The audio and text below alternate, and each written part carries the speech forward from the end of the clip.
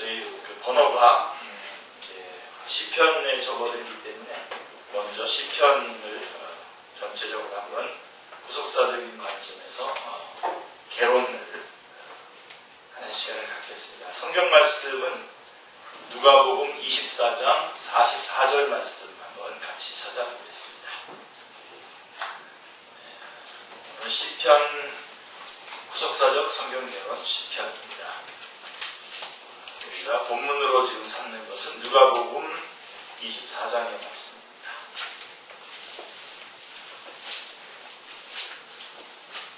24장 44절 한 절인데요. 같이 보겠습니다. 누가복음 24장 44절입니다. 같이 읽겠습니다. 또 이르시되 내가 너희와 함께 있을 때에 너희에게 말한 바 곧 모세의 율법과 선지자의 글과 시편에 나를 가리켜 기록된 모든 것이 이루어져야 하리라 한 말이 이것이라 하시고. 여러분 잘 알다시피 요한복음 5장 39절 말씀이 이 시편 말씀에도 적용이 돼야 되겠죠. 너희가 성경을 상고하거니와, 성경에서 영생을 얻는 줄 알고 성경을 상고하거니와 이 성경이 곧 내게 대하여 증언하는 것이다 라는 말씀. 그래서 시편의 주제도 역시 예수 그리스도를 증거하는 것입니다. 그래서 저희가 지금 읽었던 것처럼 이르시되 내가 너희와 함께 있을 때에 예수님께서 엠마오길로 가는 제자들을 만나서 본인의 부활에 대한 것을 성경 말씀을 통해서 말씀하시면서 하신 말씀이죠. 44절에 이르시되 내가 너희와 함께 있을 때에 너희에게 말한 바 곧 모세의 율법과 선지자의 글과 시편에 나를 가리켜 기록된 모든 것이 이루어져야 하리라는 말이 이것이라 하시고 이렇게 말씀하고 있습니다. 물론 여기서 말하는 이 시편은 그 전체적인 시가서 전체를 대표하는 말씀이라고 할 수 있겠는데, 자, 오늘 우리는 이것을 구체적으로 우리가 가지고 있는 시편에다가 적용을 할 수 있겠습니다. 시편은 150편으로 되어 있습니다. 150편으로 다양한 시가, 문학적인 그런 여러분들이 그런 쪽에 공부하고 계신 분이라면 다양한 다양한 시들이 있지 않습니까? 그런 다양한 시들이 5권으로 편집되어 있습니다. 1권은 이제 1편부터 14편까지 한 토막 짜가지고, 제2권은 42편에서 72편까지, 그 다음에 제3권은 73편에서 89편까지, 제4권은 90편에서 106편까지, 그 다음에 제5권은 107편에서 150편까지 이렇게 5권으로 되어 있습니다. 편집되어 있죠. 그 중에 다윗의 시라고 표제가 붙어있는 시가 73편입니다. 다윗의 시라고 딱 이렇게 표제가 붙어있는 시가 73편이고, 표제가 없는 시 중에서도 다윗의 시라고 표제가 붙어있지 않은 시인데도 신약에 보면 다윗의 시로 인정하고 있는 것들, 예수님께서 다윗이 말한 바 다윗의 시로 인정하고 있는 것들도 있습니다. 이처럼 시편의 중심적인 저자는 다윗입니다. 그래서 시편 그러면 다윗이고요. 잠언 그러면 솔로몬이죠. 시편의 중심 저자는 다윗인데, 왜 이 점이 이렇게 중요하냐면요. 이 다윗이 중요하냐면, 우리 구속사의 쭉 맥을 볼 때에 두 산맥이 있죠. 그죠? 두 아주 중요한 기둥이 있습니다. 첫 번째가 아브라함이고, 한쪽이 이제 다윗입니다. 그런데 아브라함에 의해서 기록된 글은 없습니다. 아브라함이 대상이 되는 기록들은 있는데 아브라함이 기록한 글은 없습니다. 그런데 다윗은 글을 가지고 있는데 그게 바로 시편입니다. 그래서 그 언약의 당사자인 다윗의 글을 가지고 있는 것, 그래서 시편이 저희들에게 중요하게 다가오는 것이죠. 오순절 성령님의 강림 후에 행한 베드로의 설교, 사도 베드로의 설교에서 다윗을 가리켜서 뭐라고 얘기하냐면 사도행전 2장 30절 31절에 그는 선지자다. 하나님이 이미 맹세하사 그 자손 중에서 한 사람을 그 위에 앉게 하리라 하심을 알고 미리 본고로 그리스도의 부활을 말하되 라고 이렇게 증언하고 있습니다. 그렇다면 다윗이 선지자의 영에 의해서 시편을 기록하였다면 그럼 시편을 기록한 기록 목적이 무엇인가 하는 점은 분명해지는 거죠. 이 점은 성령님의 강림 후에 행한 첫 번째 설교에서 구약 성경의 많은 말씀 중에서 다윗이 기록한 시편 16편을 그리스도의 부활을 입증하는 증거 규절로 인용하고 있습니다. 그리고 110편을 부활 승천하셔서 하나님 우편에 앉아 계시는 근거로 제시하고 있다는 점에 의해서도 분명하게 드러나고 있습니다. 이처럼 시편은 그리스도를 증거하는 데에 중요하게 사용되었던 것입니다. 부활하신 주님께서도 친히 우리가 본문으로 같이 읽었던 24장 누가복음 24장 44절에서 모세의 율법과 선지자의 글과 시편의 나를 가리켜 기록된 모든 것은 그것이 이루어져야 하리라 한 말이 이것이라 하시고 시편도 그리스도를 증거하는 것이 중심 주제임을 우리 주님께서 친히 말씀하셨습니다. 이 정도면 여러분들이 시편을 통해서 우리는 그리스도를 만나야 되고 이 시편을 통해서도 복음을 전할 수 있어야 됩니다. 아멘. 그리스도를 증거한다는 말씀이 모세오경, 선지서, 시편 등에 여러분 드문드문 섞여 있는 양 인식해서는 안 됩니다. 뭐 가물이 콩나듯이 그냥 뭐 이렇게 드문드문 예수님에 관한 이야기가 시편에 섞여 있구나 이런 식으로 보시면 안 됩니다. 모세오경, 선지자, 시편에 주님께서 이 성경이 곧 내게 대하여 증언하는 것이다 라고 말씀하신 대로 모든 성경의 중심 주제가 그 핵심에 예수 그리스도를 그 중심 주제가 예수 그리스도를 증거하는 것이라는 점에 우리는 확고해야 합니다. 그렇게 해야 성경이 보여요. 성경을 여러분들이 해석해 나갈 수가 있어요. 성경을 그 큰 나무에다가 비유한다면 굵은 줄기만이 그리스도를 증거하고 있는 것은 아니죠. 무성한 나무의 맨 끝에 가지가지로 나는 포도나무여 너희는 가지니 하신 같이 원줄기 즉 중심 주제에 붙어있기 때문에 성경 말씀이 된다는 점을 명심해야 됩니다. 그래서 그 핵심 그 나무와 그 줄기와 가지의 그 끝까지 다 예수 그리스도로 다 연결되어 있다라고 하는 사실을 말씀해주고 있는 것입니다. 가는 가지에 달려있는 열매가 원줄기로부터 진액을 받아서 맺어지듯이 그 열매가 맺어지듯이 성경의 모든 말씀은 그것이 직접적이든 어떤 규절은 아주 직접적으로 쓰여져 있고 직접적이든 또 간접적이든 명시적이든 암시적이든 예수 그리스도를 증거하는 것과 관련이 있기 때문에 성경이 될 수가 있는 것입니다. 다윗은 언약의 당사자일 뿐만 아니라 그리스도를 예표하는 인물이기도 합니다. 선지서들은 에스겔 37장 24절을 보면 내 종 다윗이 그들의 왕이 되리니 그들 모두에게 한 목자가 있을 것이야.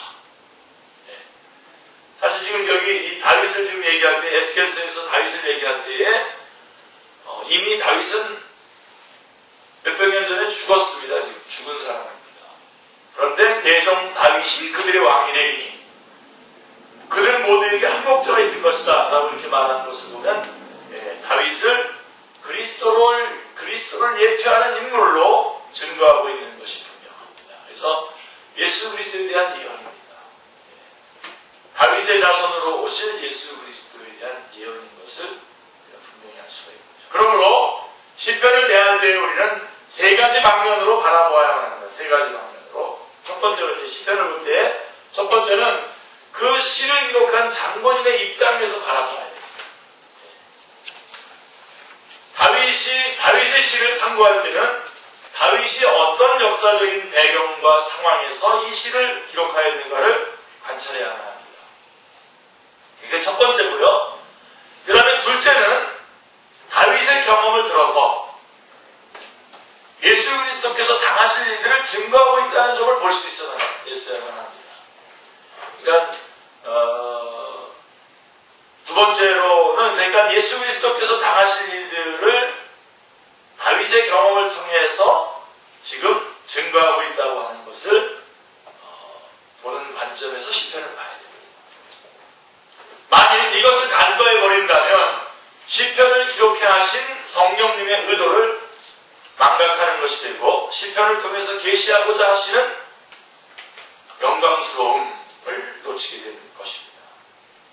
그 다음에 세 번째 관점은 시편 기자의 경험과 예수 그리스도에게서 성취된 일들을 통해서 경건하게 살고자 하는 성도들에게 적용되는 점입니다. 이것은 또 우리들에게 또 적용을 해야 되는 것입니다. 시편만큼 성도들에게 위로와 격려를 준 말씀도 달리 없을 것입니다. 제가 요즘에 내 잔이 넘치나이다 라고 하는 말씀을 쭉 해서 사실은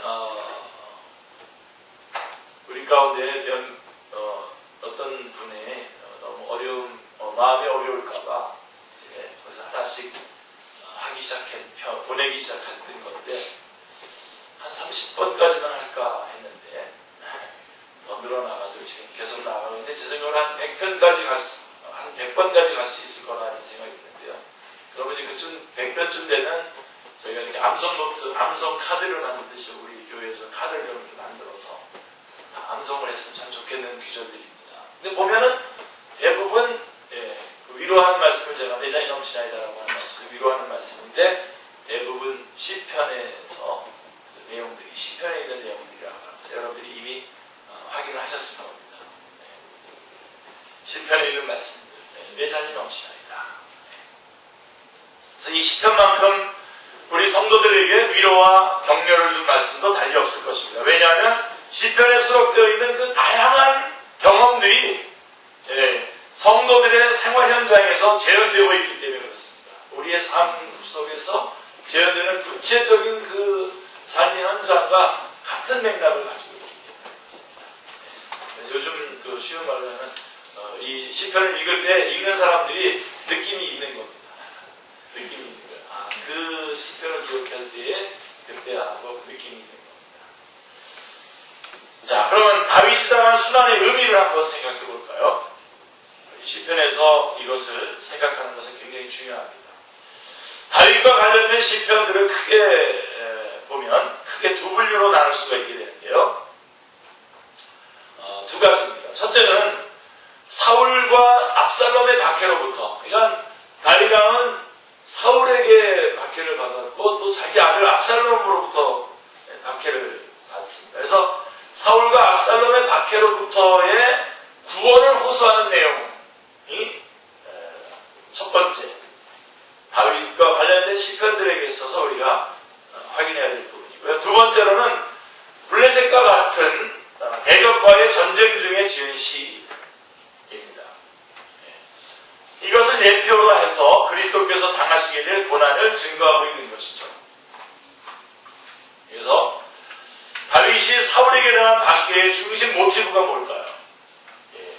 다윗이 사울에게 당한 박해의 중심 모티브는 이거는 까닭없이 당하는 박해라는 겁니다. 자, 오늘 여러분들이 이 말씀을 공부하고 난 다음에 우리가 못 견뎌야 하는 것들이 있지 않습니까? 까닭없이 왜 나는 이런 일을 겪어야 될까 하는 그 부분에 있어서 여러분 문제 해결을 받으시기 바랍니다. 사울은 다윗을 죽이려고 악랄하게 추격을 합니다. 다윗은 사울을 죽일 수 있는 결정적인 기회가 주어졌음에도 불구하고 어떻게 하셨죠? 여호와께서 금하시는 것이니 라고 하면서 해하지를 않습니다. 참 안타깝습니다. 이때 확 이런 고통을 계속 당하느니 확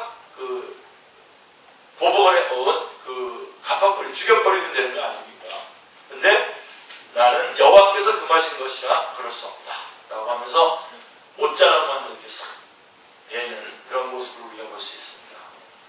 그리고 이렇게 말합니다.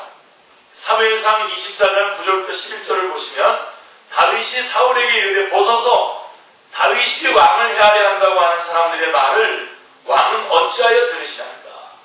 오늘 여호와께서 굴에서 왕을 내 손에 넘기신 것을 왕이 아셨을 것입니다. 어떤 사람이 나를 보나요? 왕을 죽이려 하였으나 내가 왕을 아껴 말하기를 나는 내 손을 들어 내 주를 해하지 아니하리니 그는 여호와의 기름 부음을 받은 자이기 때문이라 하였나이다. 내 아버지여 보소서 내 손에 있는 왕의 옷자락을 보소서. 내가 왕을 죽이지 아니하고 겉옷자락만 베었은즉 내 손에 악이나 죄가가 없는 줄을 오늘 아실지어다. 진이이다.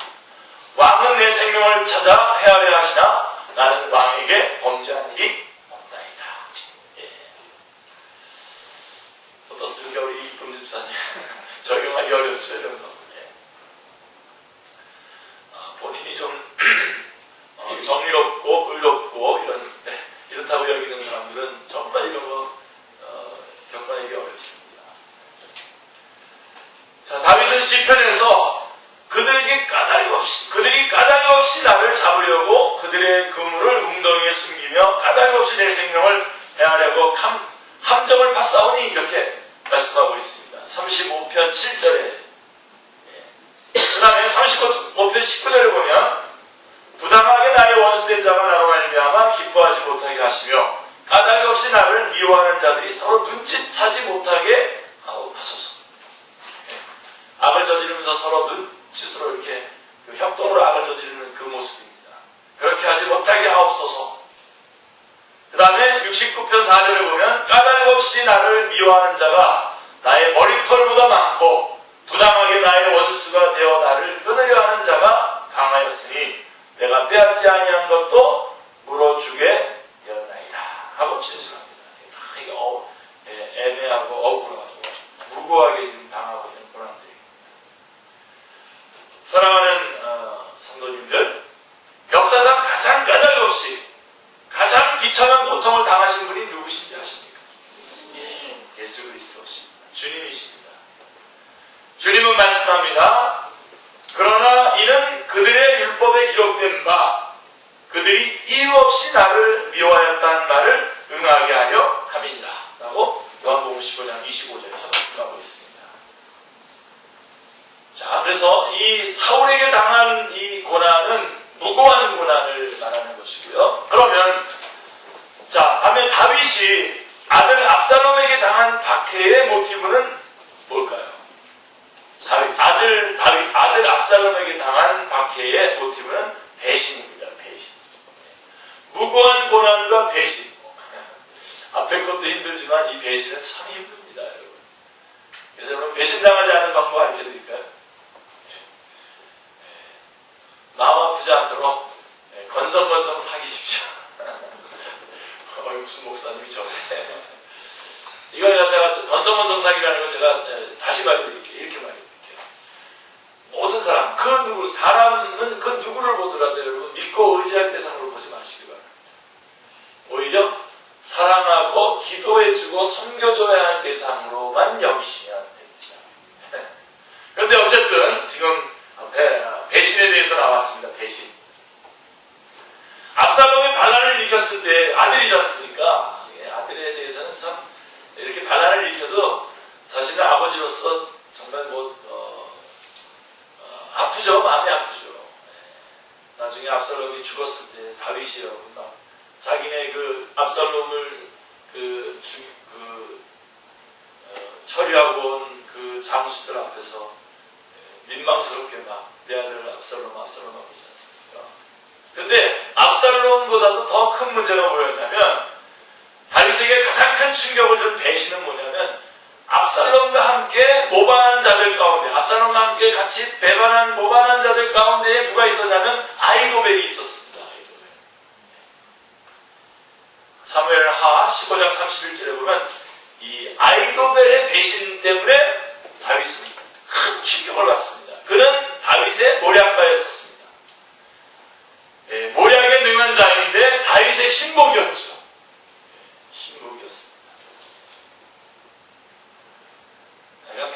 제일 큰 배반, 배신에게 제일 배반이 바로 이 신복이 얻은 자의 배반, 배신을 경험하는 거죠. 힘든 일은 없었겠죠. 뭐 자기보다도 자기 자신을 자기가 섬기는 사람을 보다도 그 섬기는 사람의 그 사람보다도 자기가 그 섬기는 사람에 대해서 더 잘 알고 있는 그런 사람이 배반을 했을 때 겪는 그 배신감 견딜 수 없죠. 다윗은 이렇게 진술합니다. 41편 9절에서 내가 신뢰하여 내 떡을 나눠 먹던 나의 가까운 친구도 나를 대적하여 그의 발꿈치를 들었나이다 하고 읊고 있습니다. 55편 12절 13절에 보면 나를 책망하는 자는 원수가 아니라 원수일진데 내가 참았으리라.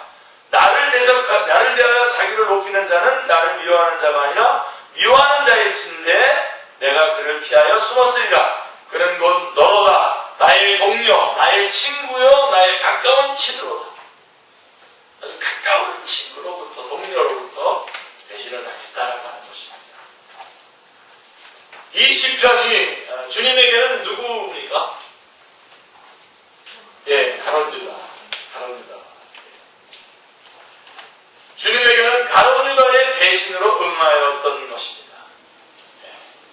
여러분 아시죠? 오른쪽에는 그 예수님 바로 옆에 둔 사람들이 누굽니까? 여러분 재정부장 가룟 유다 아닙니까? 재정부장. 바로 옆에는 사랑하는 그 애제자인 그 요한이 늘 앉았고요. 바로 가장 가깝게 모든 것을 다 마음을 다 통할 수 있는 사람에게 재정을 맡기죠. 가룟 유다라고 하는 재정을 맡았던 사람인데 배반을 했고, 그래서 주님께서 이렇게 말씀했죠. 요한복음 13장 18절에서 내 떡을 먹는 자가 내게 발꿈치로 들었다 한 성경을 응하게 하려는 것이다. 시편의 말씀을 말씀해주고 있는 것이죠. 다윗의 순환은 하나님의 택하심과 기름 부음을 받아 성령님으로 충만케 됨으로 시작이 됩니다. 다윗은 성령님의 충만함을 받아 골리앗을 물리치게 되고, 환영하는 백성들은 사울의 죽인 자는 천천히요 다윗은 만만히로다 하고 다윗을 더 높임으로 사울의 증오를 사게 됩니다. 여호와께서 사울을 떠나 다윗과 함께 계심으로 사울이 그를 두려워한지라. 18장 12절, 사무엘상 18장 12절, 그 다음에 29절에 보면 사울이 다윗을 더욱 두려워하여 평생에 다윗의 대적이 되니라 라고 성경은 말씀하고 있습니다. 만일 하나님이 다윗을 택하지 않으셨다면, 그리하여 기름 부으심이 없었다면 그는 순환당함이 없이 양을 치는 목자로 평생을 평안하게 마쳤을 것입니다. 그러므로 다윗이 받은 박해는 개인적인 사사로운 것이 아니라고 하는 것을 여러분들이 기억하십니다. 사사로운 것이 아니라 그리스도를 위하여 받는 박해였으며, 히브리서 11장 26절에 다윗을 대적한 것은 곧 하나님을 대적하는 것이 되는 것입니다. 여러분의 인생도 이렇게 다윗과 같이 하나님께서 개입하셔서 여러분의 삶 속에서 그러한 것들이 드러날 때마다 여러분들이 여러분의 정체성을 확인할 수 있으셔야 됩니다. 다윗은 예수 그리스도의 예표적인 인물입니다. 하나님께서는 다윗이라 지칭하시지 않고 이렇게 말씀합니다. 사무엘상 16장 1절을 보면 내가 너를 베들레헴 사람 이새에게로 보내리니 이는 내가 그의 아들 중에서 한 왕을 보았느니라 라고 말씀하셨는데, 그가 누굽니까? 다윗입니다. 그런데 이사야 선지자는 이사야서 11장 1절에서 이새의 줄기에서 한 싹이 나며 그 뿌리에서 한 가지가 나서 결실할 것이오 라고 예언하고 있는데, 그분이 바로 예수 그리스도이십니다. 그러므로 하나님께서 다윗을 택하신 목적은 그 조상 다윗의 왕위를 그에게 주시리니, 누가복음 1장 32절에서 말씀한 메시아 왕국의 예표로 세우신 것입니다. 원래 하나님께서 왕을 주기를 원치 않으셨잖아요. 그죠? 근데 이스라엘이 왕을 달라고 했고, 사울이 왕이 됐고, 사울을 패하시고 이제 창세기 49장 10절에서 예언한 대로 이제 다윗이 왕이 되는데 바로 이 왕, 그래서 신적 왕국을 이루시는데 바로 그 메시아 왕국의 예표로 다윗이 세워지는 것이죠. 이 점을 에스겔 선지자도 내 종 다윗이 그들의 왕이 되니, 아까 읽었죠. 아까 우리가 한번 확인했죠. 에스겔 37장 24절에 제가 오늘 낮에는 SK텔레콤, SK프레넷에 가서 이 에스겔서를 말씀을 전했었는데 바로 이 부분이 핵심 메시지죠. 내 종 다윗이 그들의 왕이 되리니, 아까도 말한 것처럼 이미 수백 년 전에 죽은 다윗이 그들의 왕이 될 것이다 라고 이렇게 말하고 있는 것, 이것은 바로 예수 그리스도를 말씀하고 있는, 다윗의 자손으로 오시는 예수 그리스도를 말하는 것입니다. 호세아 선지자도 그 후에 이스라엘 자손이 돌아와서 그들의 하나님 여호와와 그들의 왕 다윗을 찾을 것이다 라고 예언하고 있습니다. 호세아 선지자는 BC 8세기의 선지자인데 그들의 왕 다윗을 찾을 것이다. 이스라엘 자손들이 돌아와서. 다윗은 이미 죽은 지 수백 년이 되었음에도 내 종 다윗이 그들의 왕이 되리라고 하심은 그리스도에 대한 명백한 예언이었던 것입니다. 할렐루야. 그러므로 다윗이 박해를 받은 것은 그리스도께서 받으실 박해에 대한 그림자였던 것입니다. 교훈적인 관점은 다윗의 처지와 형편을 설명한 후에 우리도 다윗을 본받자고 곧바로 적용을 시킵니다. 그렇게 한다면 우리는 그림자를 보고 실체는 못 보는 것이 됩니다. 그래서 여러분, 시편에서도 우리는 다윗을 만나는 것이 아니라 누굴 만나야 됩니까? 그리스도를 만나야 됩니다. 욥기에서도 우리는 욥을 만나는 것이 아니라 누굴 만나야 됩니까? 그리스도를 만나야 되는 것도 마찬가지인 것입니다. 그러므로 시편을 통해서 우리가 만나야 할 분은 다윗이 아니라 누굽니까? 그리스도이신 것입니다. 자, 그러면 다윗의 귀를 통해서 깨닫게 하시는 말씀을 한번 보겠습니다. 다윗은 40편 2절에서 이렇게 말씀합니다. 기가 막힐 웅덩이와 수렁에서 끌어올리심을 받은 후에 예물과 감사제를 드리려고 했습니다. 그런데 40편 6절에 보면 주께서 내 귀를 통하여 내게 들려주시기를 제사와 예물을 기뻐하지 아니하시며 번제와 속죄제를 요구하지 아니하신다 하시는 것이 아닙니까? 그죠? 그래서 예물과 감사제를 드리려고 하는데 번제와 속죄제를 요구하지 아니하신다라고 이렇게 말씀하고 있는 것입니다. 그래서 다윗은 하나님이 나 자신을 요구하신다는 것을 깨닫습니다. 하나님이 나 자신을 요구하시는 것이구나 하는 것을 깨닫고는 그때 내가 말하기를 7절에 내가 왔나이다 나를 가리켜 기억하는 것이 두루마리 책에 있나이다 하고 자신을 드리기에 이르게 됩니다. 다윗 당시에 이런 깨달음을 얻는다는 것은 가히 혁명적인 일입니다. 성령님께서 역사하셔서 이루시는 일인 것이죠. 그의 아들 솔로몬을 보십시오. 다윗의 아들 솔로몬을 보시면 솔로몬은 1000번제를 드린 사람입니다. 1000번제에 대해서는 아시죠? 하루에 한 번씩 해서 1000번제를 드렸다는 그런 게 아니라 1000마리의 번제를 드린 겁니다. 1000마리. 그리고 1000번제를 드렸고 성전 낙성식 때에 드린 제물이 소가 2만 마리, 양이 12만 마리라고 전하고 있습니다. 솔로몬 대단한 사람입니다. 그런데 이런 예물과 번제를 요구치도 아니하시고 기뻐하시지도 아니하신다. 놀랐을 수밖에 없죠. 이런 깨달음은 가히 혁명적인 깨달음인 것입니다. 그때 당시. 그런데 이 점에서 우리가 주목해야 할 점은 나를 가리켜 기록한 것이 두루마리 책 성경에 있나이다 라고 하는 대목인 것입니다. 성경은 다윗에 대한 기록이 아니라 이 성경이 곧 내게 대하여 증언하는 것이다 라고 한 그리스도에 대한 기록이라고 하는 점입니다. 그러므로 우리 신약성경은 이것을 인용해가지고 히브리서 10장 5절로 7절 말씀해 보시면 이것이 그리스도에게서 성취되었음을 증거하고 있습니다. 그러므로 주께서 세상에 임하실 때에 이르시되 하나님이 제사와 예물을 원하지 아니하시고 오직 나를 위하여 한 몸을 예비하셨도다. 번제와 속죄제는 기뻐하지 아니하시나니 이에 내가 말하기를 하나님이여 보시옵소서 두루마리 책에 나를 가리켜 기록된 것과 같이 하나님의 뜻을 행하러 왔나이다 하셨느니라. 분명하죠. 예수 그리스도에 대한 증언인 것입니다. 자, 그럼 시편의 문학 형식을 한번 살펴볼까요? 하나님은 모세에게 이스라엘 백성들이 가나안에 들어가서 언약을 버리고 다른 신을 쫓을 것을 말씀하시면서 신명기 31장 19절에 보시면 그러므로 이제 너희는 이 노래를 써서 이스라엘 자손들에게 가르쳐 바치어 그들의 입으로 부르게 하려 그 이 노래로 나를 위하여 이스라엘 자손들에게 증거가 되게 하라 라고 명령하고 있습니다. 그죠? 시편의 문화 형식이 시와 노래로 되어 있는 점도 이런 맥락에서 이해되어야만 합니다.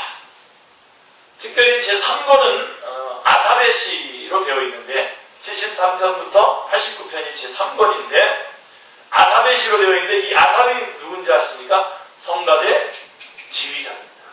찬양대 지휘자입니다. 정말 주님 앞에 간절히 간구하고 기도합니다. 우리 안에 정말 온전한 예배가 우리 다시 회복되어야 되는데 찬양대가 세워져야 됩니다. 그런데 자 아삽 물론 우리가 매주 찬양 잘 하나님 앞에 올려드리고 있지만 정말 좋은 주님의 인도하심이 있을 줄 믿는데요. 자, 이 아삽의 시로 되어 있는데 이 아삽이 바로 찬양대 지휘자입니다. 성경은 찬양대 지휘자를 뭐라고 얘기하냐면 선견자라고 말하고 있습니다. 선견자. 선지자, 선견자 다르습니다. 지금 선견자. 어떻게 보면 같은 의미로 쓰기도 하지만 좀 다른데요. 역대상 25장 5절에 보면 선견자라고 말씀합니다. 선가대 지휘자를. 찬양대 지휘자를. 다윗은 선지자죠. 다윗은 선지자입니다. 나비, 그래서 나비, 선지서를 나비힘이라고 선지자를 나비라고 말하는데 이 나비라는 뜻이 뭐냐면 말하는 자라고 하는 뜻입니다. 다윗은 말하는 자고요. 아삽은 뭡니까? 아삽은 선견자입니다. 로해 하지라고 하는 뜻으로 보는, 선견자는 볼간자, 보는 거죠. 예. 볼견자. 그래서 하나님께서 자신들을 애굽에서 인도하여 내신 구원의 행사를 노래로 읊었습니다. 다윗과 아삽. 자, 여러분 중요한 말씀 여기서 또 여러분들이 아시는 거죠. 이들의 핵심 내용은 그들이 말하고 그들이 보는 것이 뭡니까? 핵심 내용이 하나님이 하신 것. 예. 하나님께서 그들에게 행하신 일을 보고 말했던 것입니다. 다시 한번 여러분들이 여러분의 그 삶을 어떤 것으로 우선권을 놓고 출발해야 될 것인지 정리하셔야 됩니다. 나는 자꾸만 내 말을 하고 싶어지는지 아니면 하나님이 하신 일을 말하고 싶어지는지 자기 얘기를 하고 몸부림치는 유행가 가사들을 가지고 여러분을 마음을 달래고 그러시는지 아니면 언제든지 주님을 주님께 영광 누리고 그분이 하신 일을 노래로 노래로 하는 찬양을 부르는 것이 좋을지 한번 점검을 한번 해보십시오. 그래서 자꾸만 내 입에서 내 얘기가 하고 싶어지고 나를 좀 설득하고 싶어지고 나를 좀 증거하고 싶어지고 하는 자기 변명을 하고 싶어지고 그러면 내가 지금 불신앙 가운데 있구나 확인하시면 됩니다. 여러분을 선택해서 뭐 하겠다는 겁니까? 여러분의 억울한 누명을 벗기면 뭐 어쩌겠다는 겁니까? 그런 식으로 하면 여러분 수십 명 경찰을 고발했을 겁니다. 제 명예를 놓고 그게 무슨 의미가 있습니까? 그게 우리의 부를 찬양의 노래가 아닙니다. 자, 다시 한번 여러분 분명히 우리 여기 예배 인도자들 다 그리고 예배 인도자가 돼야 되지 않습니까? 예배 인도자들이 되고 예배를 주도해야 될 사람들이 우리 가운데 많이 있는데 여러분들이 절대로 놓치지 마셔야 됩니다. 뭘 노래했습니까? 다윗, 선지자인 다윗, 그 다음에 선견자인 아삽이 뭘 노래했습니까? 하나님께서 그들에게 베풀어 주신 그 행사, 하나님의 행사를 보고 말했던 것입니다. 노래로, 시와 노래로 불렀던 것입니다. 할렐루야.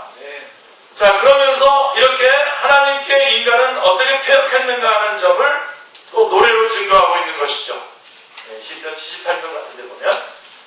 그래서 시편은 문학 형식이 시로 되어 있지만 선지서와 동일한 예수 그리스도를 증거하는 것이 중심 주제라고 하는 말씀인 것입니다. 이 부분에 있어서는 뭐 절대로 우리는 안 갈 수 없습니다. 자, 그러면 이제 우리 아주 중요한 것, 시편에서 또 한번 중요한 내용이 뭐냐면 의인과 악인에 대한 이야기. 의인과 악인. 시편을 푸는 열쇠가 전체 시편 150편을 푸는 열쇠가 1편에 있죠. 1편은 두 부류의 사람을 대조해서 보여줍니다. 시편 1편은 그런데 여러분 암송하셔야 됩니다. 23편과 더불어서 시편 1편 정도는 암송하셔야 되는데 뭐 스트레스 받지 마시고요. 한 100번 읽으면 암송되실 거라고 저는 믿습니다. 자, 그런데 시편 1편을 보면 두 부류의 사람이 사람을 대조해서 나타나는데 1절부터 3절은 복 있는 사람에 대한 진술이고 4절, 5절은 악인들은 그렇지 아니하며 하고 악인에 대한 진술입니다. 그리고 결론이 뭐냐? 6절에 결론이 나오는데 무릇 의인들의 길은 여호와께서 인정하시나 악인들의 길은 망하리로다 하고 두 종말이 있다고 말합니다. 여러분들이 이 정도 두 종류가 있다 딱 말하는 순간 여러분들 머릿속에 마음속에 딱 어디로 돌아가야 되냐면 창세기 3장 15절 원복 뱀의 우선 여자의 우선 이렇게 가시면 참 고맙죠. 여러분들이 거기까지 따라가셨다니까 참 고마운 거죠. 자, 모든 사람들은 이 두 부류 중에 한 진영에 속해 있으며 두 길 중에 어느 한 길을 가고 있는 것입니다. 이처럼 시편에는 의인과 악인이 빈번하게 등장합니다. 1편에서뿐만이 아니라. 자, 그러면 여러분 이 정도에서 여러분들 착각하면 안 되는데요. 의인, 악인을 이렇게 얘기하니까 그러면 의인과 악인은 각각 누구를 가리키는 말입니까? 먼저 윤리적인 척도에서 의인과 악인이라는 말이 아님을 명심할 필요가 있죠. 왜 그렇죠? 의인은 없나니 하나도 없다고 이미 성경은 선언하고 있지 않습니까? 로마서 3장 10절에. 물론 의인은 선하고 악인은 악할 수도 있으나 엄밀한 의미에서 의인은 없나니 하나도 없으며 라고 성경은 선언하고 있는 것입니다. 그러니까 이것을 윤리적인 차원으로 끌고 가지 마십시오. 그러므로 시편이 말씀하는 의인과 악인이란 창세기 3장 15절에서 선언하신 여자의 우선과 뱀의 우선을 가리키는 것입니다. 즉 하나님을 경외하는 자와 불신자를 가리키는 표현인 것입니다.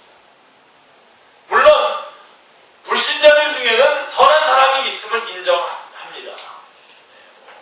착한 사람들이 있죠. 그러나 그의 아비가 누굽니까?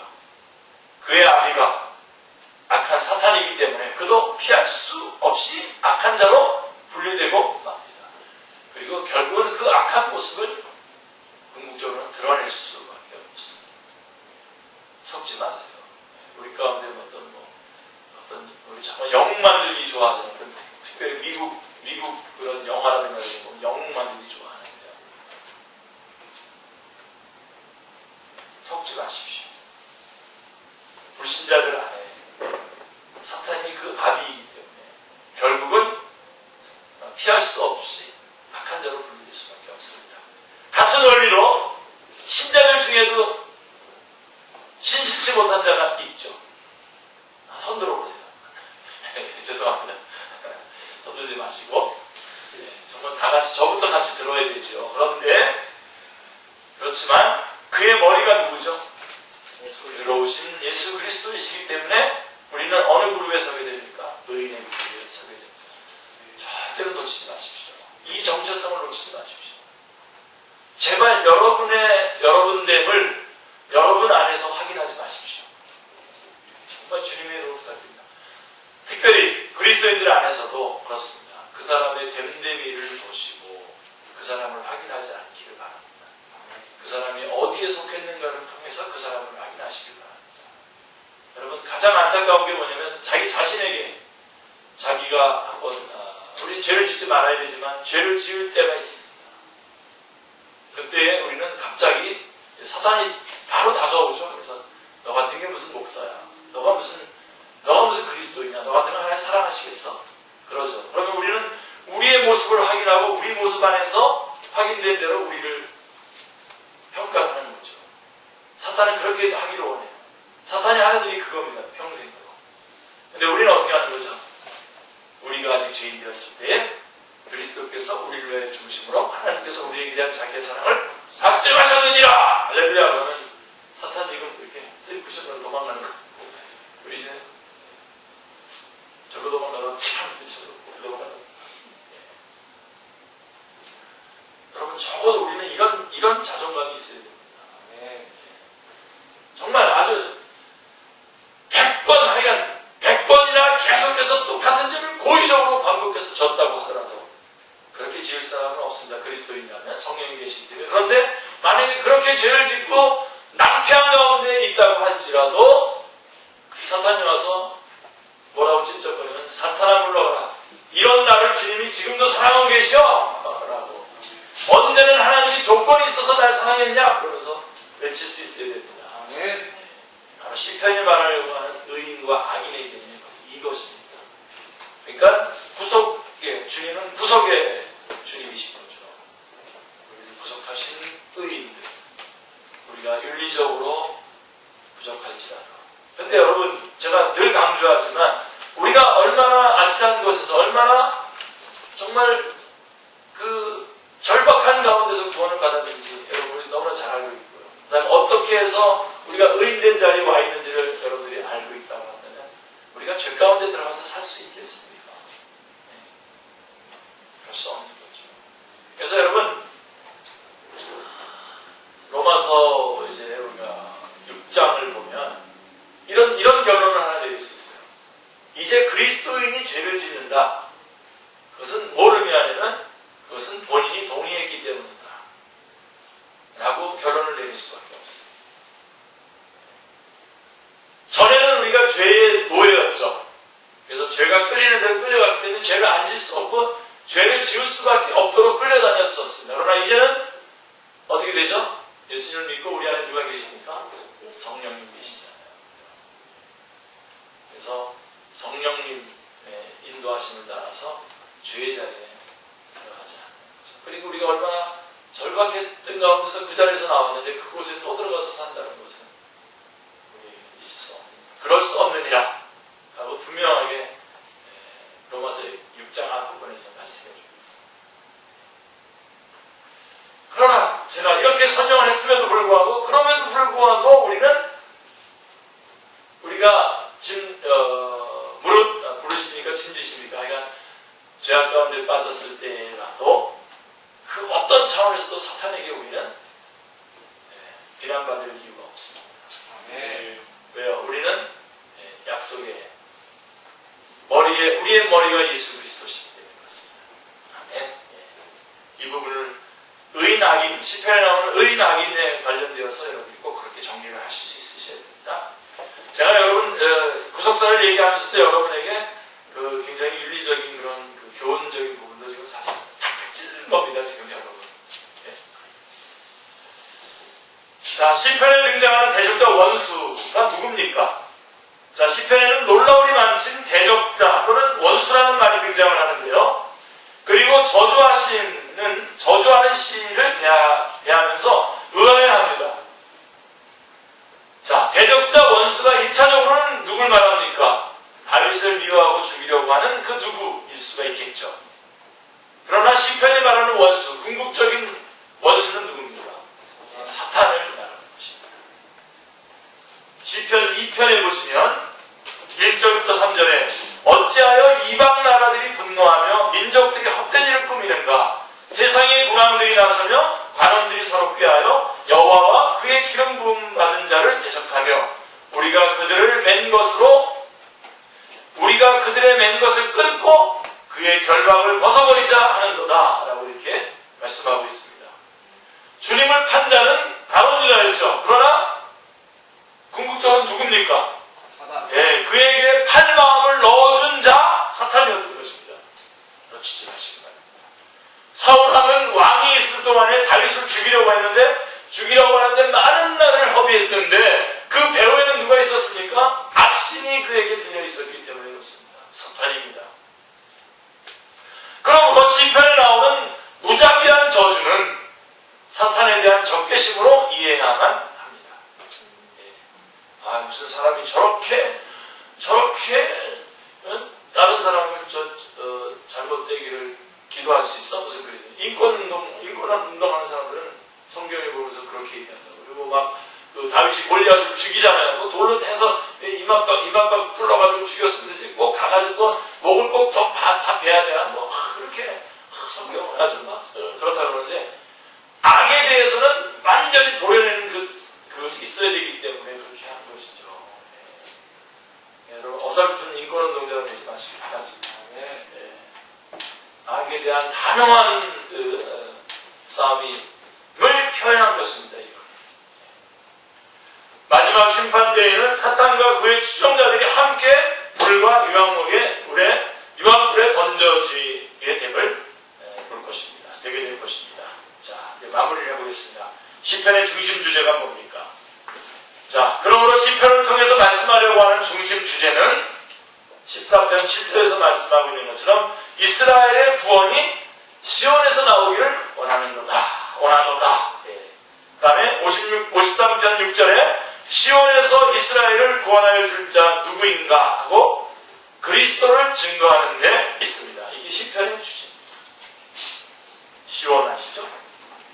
그러므로 시편에는 내가 나의 왕을 내 거룩한 산 시온에 세웠다 하시리로다. 내가 여호와의 명령을 전하노라. 여호와께서 내게 이르시되 너는 내 아들이라. 오늘 내가 너를 낳았도다. 그리고 탄생이 나오고요. 그 다음에 또 뭐가 나오죠? 개들이 나를 에워쌌으며 악한 무리가 나를 둘러 내 수족을 찔렀나이다 하는 예수님의 수단이 나오고요. 16편 10절에 이는 주께서 내 영혼을 수월에 버리지 아니하시며 주의 거룩한 자를 멸망시키지 않으실 것이니이다 라고 한 부활이 나오고 있습니다. 그리고 110편 1절에 여호와께서 내 주에게 말씀하시기를 내가 내 원수들로 내 발판이 되게 하기까지 너는 내 오른쪽에 앉아있으라 하셨도다 라고 한 부활하셔서 승천하셔서 하나님 우편에 계신 것을 말씀해주고 있기도 하고요. 그 다음에 50편 3절에 가보면 같이 한번 읽어볼까요? 우리 하나님이 모사 잠잠하지 아니하시니 그 앞에는 삼키는 불이 있고 그 사방에는 강망이 불리로다. 바로 심판주로 재림하실 것이 나와 있습니다. 그리고 97편 1절에 보면 같이요. 여호와께서 다스리시나니 땅은 즐거워하며 허다한 섬은 기뻐할지어다. 메시아 왕국이 계시되어 있습니다. 자, 시편 1편이 시편 전체의 서론이라면 마지막 150편은 시편 전체의 송영이라고 할 수 있습니다. 시편은 복 있는 사람은 하고 1장 1절에 1편 1절에 복 있는 사람은 하고 사람으로 시작해서 150편 6절에 보면 마지막에 호흡이 있는 자마다 여호와를 찬송할지어다 할렐루야 하고 여호와를 찬양하는 것으로 끝을 맺고 있습니다. 이처럼 시편은 영광스러움으로 가득 찬 책입니다. 할렐루야. 이 시편을 통해서도 예수 그리스도를 만나고 복음을 증거할 수 있는 축제의 식구들 다 되시기를 주님의 이름으로 축원합니다.